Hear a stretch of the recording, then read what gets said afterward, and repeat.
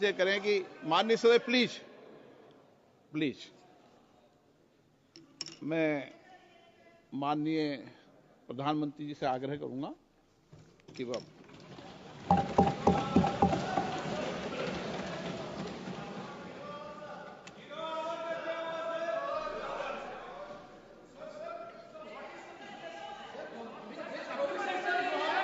माननीय अध्यक्ष जी, please please मैं बताता हूं, अभी मैं बताता हूं, प्लीज बताता हूं मैं, प्लीज प्लीज प्लीज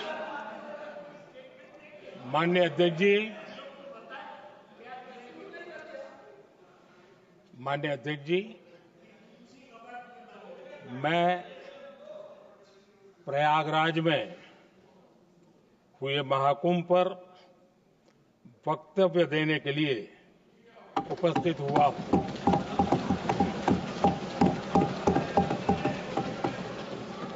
आज मैं इस सदन के माध्यम से कोटि कोटि देशवासियों को नमन करता हूं, जिनकी वजह से महाकुंभ का सफल आयोजन हुआ। महाकुंभ की सफलता में अनेक लोगों का योगदान है। मैं सरकार के, समाज के सभी कर्मयोगियों का अभिनंदन करता हूं। मैं देश भर के श्रद्धालुओं को, यूपी की जनता, विशेष तौर पर प्रयागराज की जनता का धन्यवाद करता हूं। अध्यक्ष जी, हम सब जानते हैं गंगा जी को धरती पर लाने के लिए एक भगीरथ प्रयास लगा था। वैसा ही महाप्रयास इस महाकुंभ के भव्य आयोजन में भी हमने देखा है। मैंने लाल किले से सबका प्रयास के महत्व पर जोर दिया था। पूरे विश्व ने महाकुंभ के रूप में भारत के विराट स्वरूप के दर्शन किए। सबका प्रयास का यही साक्षात स्वरूप है। ये जनता जनार्दन के संकल्पों के लिए, जनता जनार्दन की श्रद्धा से प्रेरित महाकुंभ था।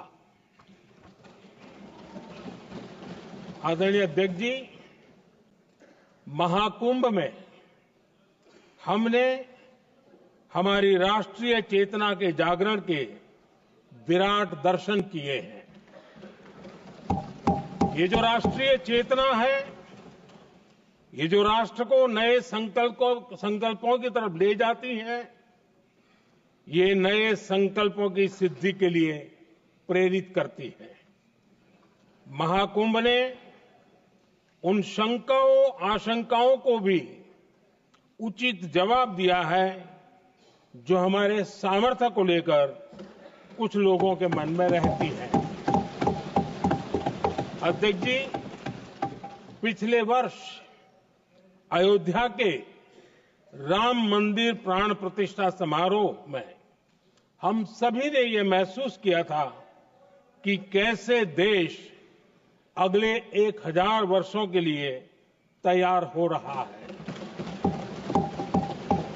इसके ठीक 1 साल बाद महाकुंभ के इस आयोजन ने हम सभी के इस विचार को और दृढ़ किया है। देश की ये सामूहिक चेतना देश का सामर्थ्य बताती है। किसी भी राष्ट्र के जीवन में, मानव जीवन के इतिहास में भी अनेक ऐसे मोड़ आते हैं जो सदियों के लिए, आने वाली पीढ़ियों के लिए उदाहरण बन जाते हैं।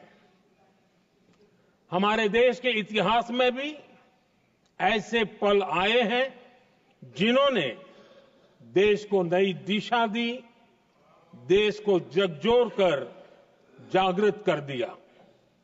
जैसे भक्ति आंदोलन के कालखंड में हमने देखा कैसे देश के कोने कोने में आध्यात्मिक चेतना उभरी। स्वामी विवेकानंद जी ने शिकागो में एक सदी पहले जो भाषण दिया, वो भारत की आध्यात्मिक चेतना का जयघोष था। उसने भारतीयों के आत्मसम्मान को जगा दिया था। हमारी आजादी के आंदोलन में भी अनेक ऐसे पड़ाव आए हैं।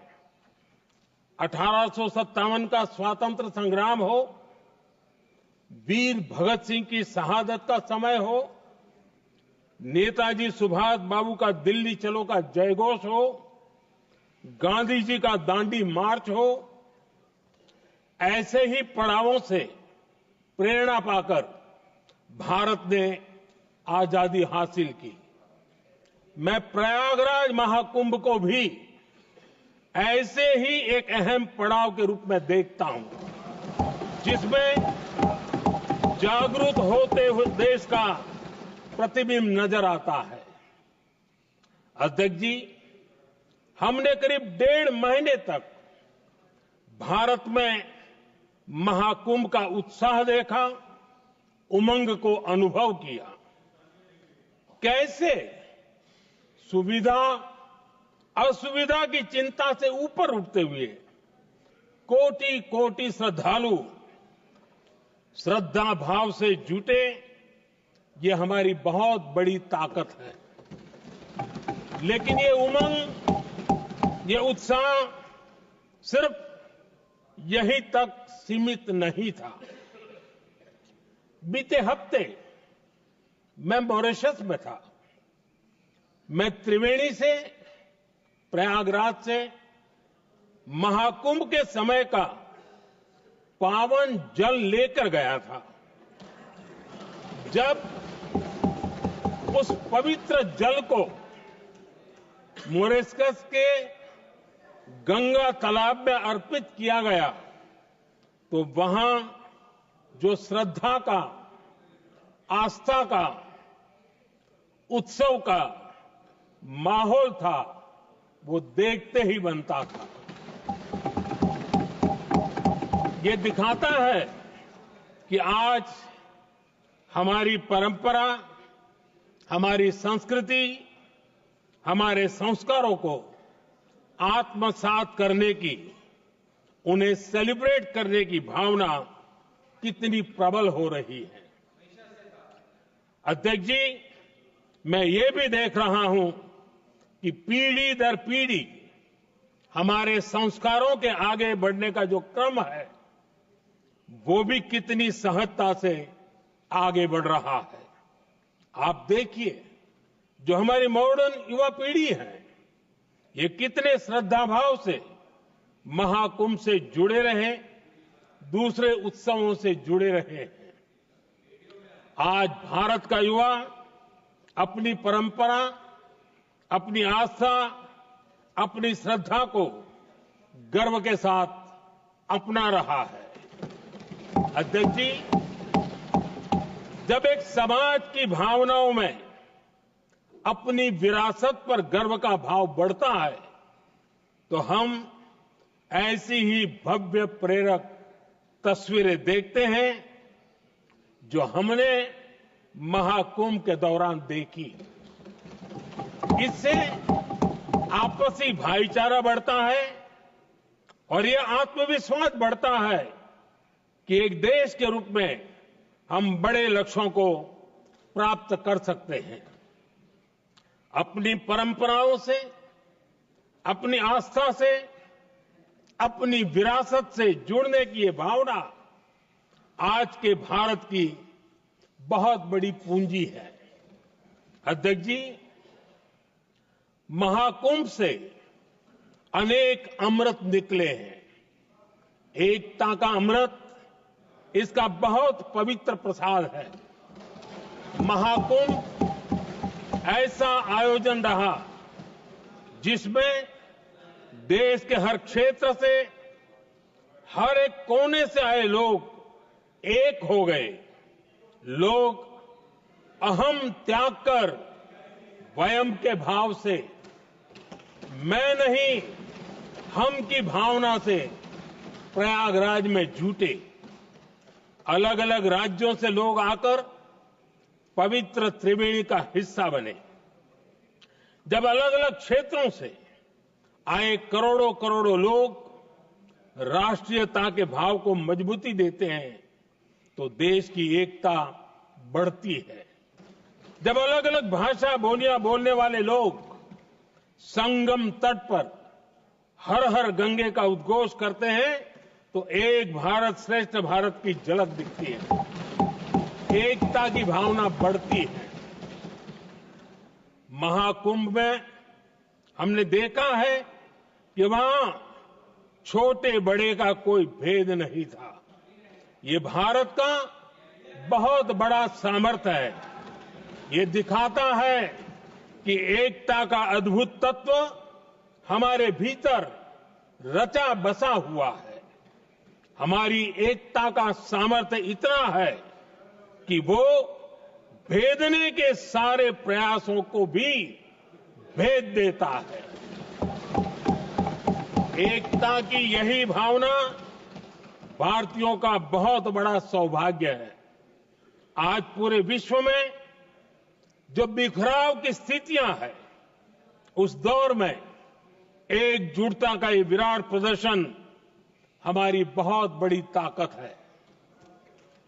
अनेकता में एकता भारत की विशेषता है, ये हम हमेशा कहते आए हैं, यह हमने हमेशा महसूस किया है और इसी के विराट रूप का अनुभव हमने प्रयागराज महाकुंभ में किया है।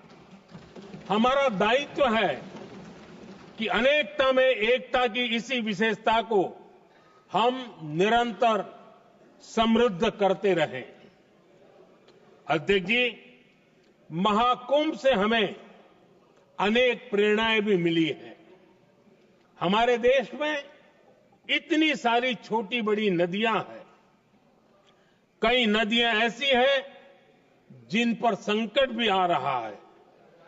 कुंभ से प्रेरणा लेते हुए हमें नदी उत्सव की परंपरा को नया विस्तार देना होगा। इस बारे में हमें जरूर सोचना चाहिए। इससे वर्तमान पीढ़ी को पानी का महत्व समझ आएगा, नदियों की साफ सफाई को बल मिलेगा, नदियों की रक्षा होगी। अध्यक्ष जी, मुझे विश्वास है कि महाकुंभ से निकला अमृत हमारे संकल्पों की सिद्धि का बहुत ही मजबूत माध्यम बनेगा। मैं एक बार फिर महाकुंभ के आयोजन से जुड़े प्रत्येक व्यक्ति की सराहना करता हूं। देश के सभी श्रद्धालुओं को नमन करता हूं। सदन की तरफ से अपनी शुभकामनाएं देता हूं।